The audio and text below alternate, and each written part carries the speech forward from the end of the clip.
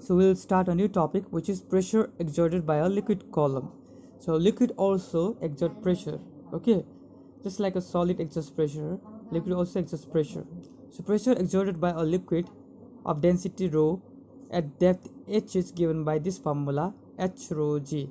So pressure exerted by the liquid is given by this formula, depth, h for depth, rho for density, and g for acceleration due to gravity. So we'll find the proof of this. Okay, find the proof of the formula exerted by the pressure. So for that we have a container which contains liquid. Okay, this contains liquid, and we draw an imaginary cylinder like this, which is PQRS is the cylinder. This is the free surface of the liquid and this is the bottom of the liquid. So we want to know the pressure exerted by this liquid column PQRS at a height at the depth h. Okay, from the free surface at the depth h, what will be the pressure on the surface PQ. That's what we will find out. Okay, so we know the density of this liquid is, let's say, rho is the density of the liquid, as you know, and h is the depth from the free surface to the surface PQ. So we have from the free surface to PQ, s is the depth, and g is the acceleration due to gravity. Small g is the acceleration due to gravity. So we know that the pressure exerted by this liquid column on the surface PQ is equal to the, okay, pressure depends upon two factors.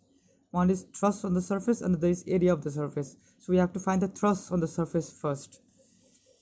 So thrust on the surface PQ is equal to the weight of this liquid column PQRS.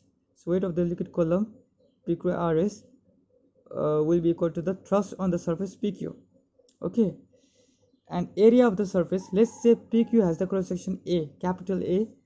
This capital A is the area of cross section of the surface PQ. So we know the surface area PQ is capital A. Okay, that we have assumed.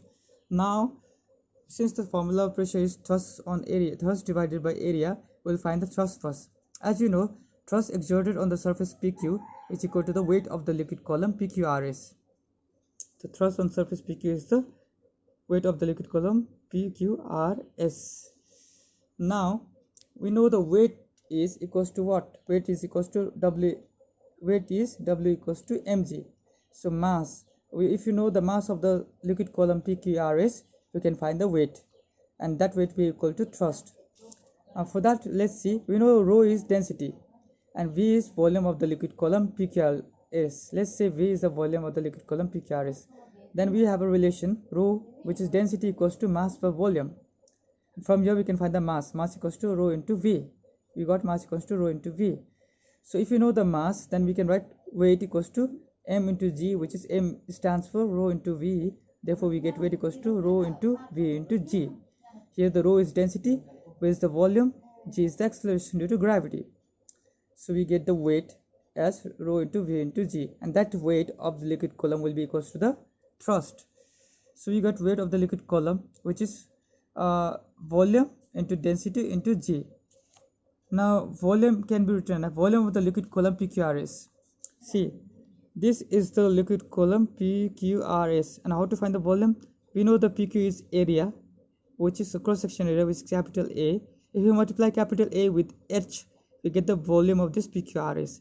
So capital A into H is the volume of the liquid column. Therefore we can place the volume, we can write A into H. Density is rho, we write density as rho and G as G. Okay, so from here we get the thrust exerted on the surface PQ is A into H into rho into G. So H A H rho G. So again we know the pressure equals to thrust by area. So area we know, which is capital A. So we write area, we write thrust expression from here, and we got the A and we got H rho G. So H rho G is the pressure exerted by the liquid column, and this, from here we can see pressure only depends upon the depth from the free surface. It also depends upon a density rho and acceleration due to gravity g. So pressure is H rho g, and pressure is independent of the shape of this water container. It is independent of the shape of the water container. It also doesn't depend upon the surface area. like PQ, area, surface area of PQ, because it is just h rho g. It depends upon depth, density and acceleration due to gravity. Okay, depth, density and acceleration due to gravity, it depends. And from the expression we can see it depends directly. See, P is h rho g. So h, if the depth is more, pressure will be more.